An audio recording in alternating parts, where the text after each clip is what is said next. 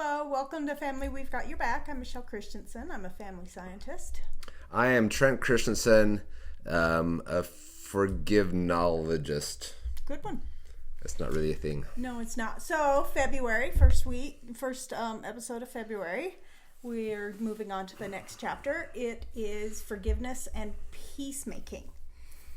And because they're separate things, we'll give 2 weeks to each thing.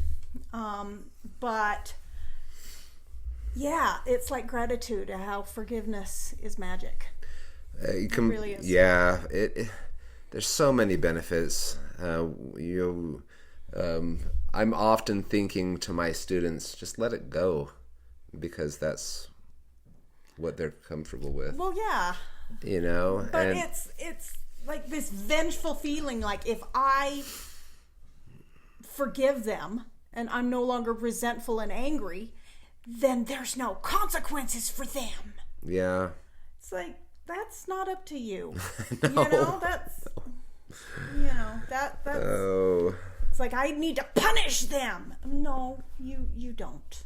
That's not your job. Life does a good job of doing that anywho. Yeah, right? It really does. And when people are really, really mean, that hurts their souls. Yeah. You know, and yeah, it creates bitter, resentful people. Angry, controlled by their emotions, and it's just, not the kind of life you want to live. No. So, anyway, our definition for forgiveness. Oops, I went too far. My bad. Oh, take off the thing again. Okay. That's still the next slide. There you go. The definition of forgiveness. There were several, and we're like, no. So we liked this one: to cease to feel resentment against an offender, whether they did it on purpose or not. Yeah. It could have been an accident. I've offended many people, and rarely has it been on purpose. Yeah, we all come with our own little things, right? Our own little pet peeves or things and whatnot. that we're sensitive about, things that push our buttons, right? Yep. Yeah. Yeah, it's let it go. We're not going to start singing. There's that analogy of the backpack full of rocks, right? And it's like, why would you carry around a backpack full of rocks just because you can? It punishes you. Mm-hmm. Is what your resentment and anger do. It hurts you. It ties you up into a series of feelings and behaviors and thoughts that are just cancerous, and stress and heart disease and all these things become impacted. I know you're not kidding. Right? It's like it's a real thing. Angry people have more heart attacks than people who have inner peace, right? And we're not making fun. No, we're saying that this is like, it has serious health impact as well. And so your mental state your mind is your biggest healer. Yep. And if you are not allowing that healing of your soul because you're so bent on punishment and hurt and holding on to that you're hurting yourself. Yeah. So forgive. Right? So the benefits, go ahead, of the first one we thought of was that it frees up emotional energy, right?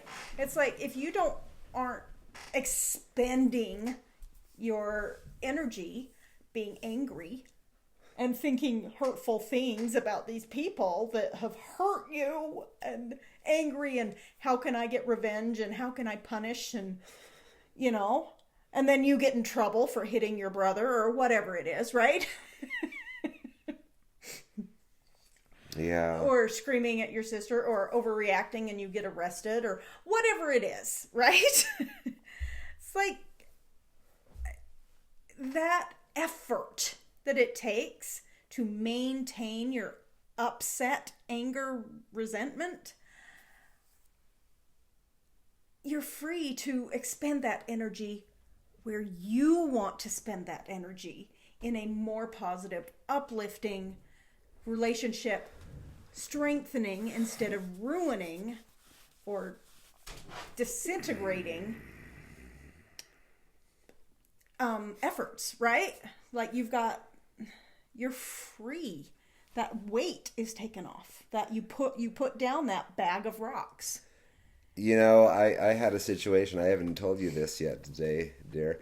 Today I was talking with a student of mine, and we were having just a work day, right? A day where the kids can just catch up on things that they maybe have missing or whatever.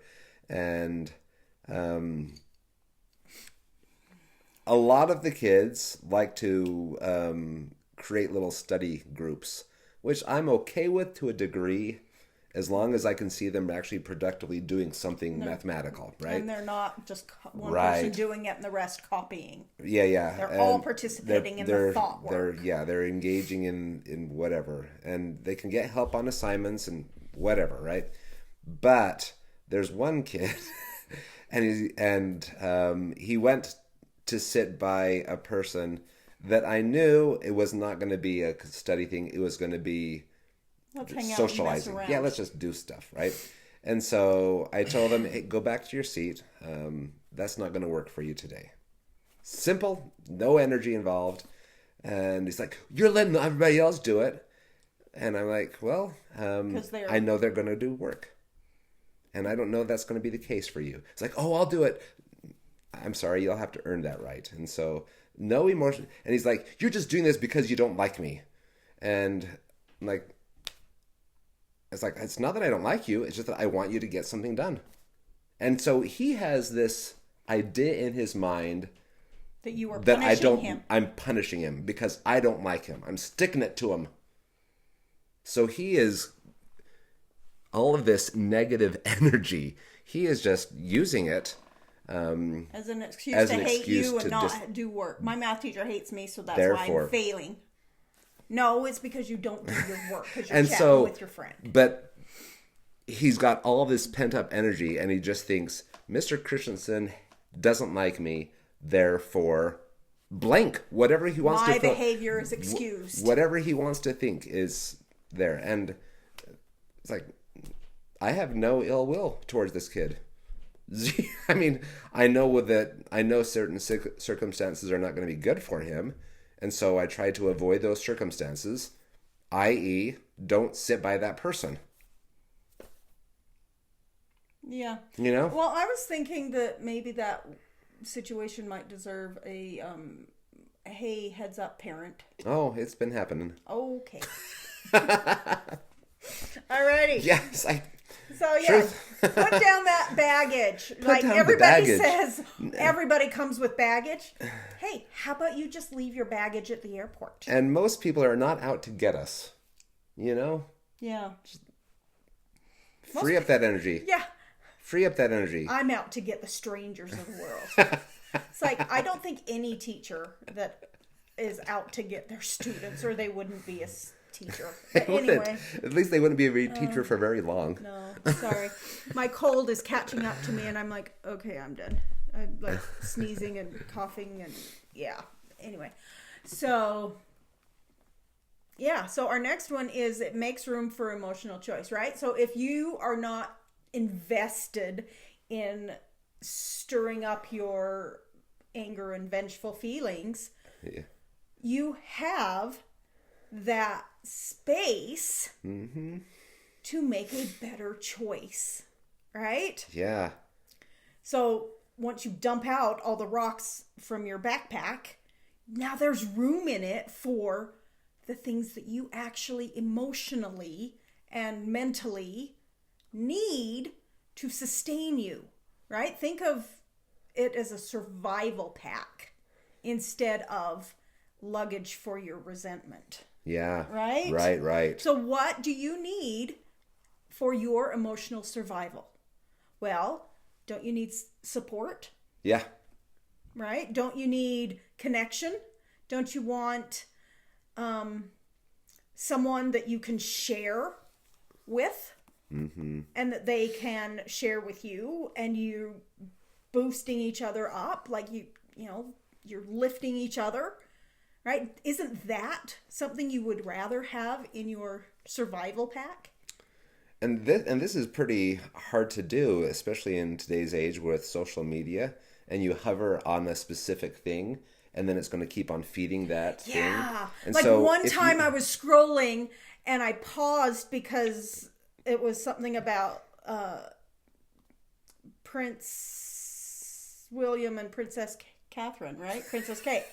I just read the little blurb. Yeah. And I went past, and then everything in my feed was suddenly all about them, and I'm like, no, I just wanted to find out how old their kids were, or whatever it was. I'm like, oh, their kids are that old now, right? And then move on. I'm like, no, I don't need royal fantasy crap all the No. you know.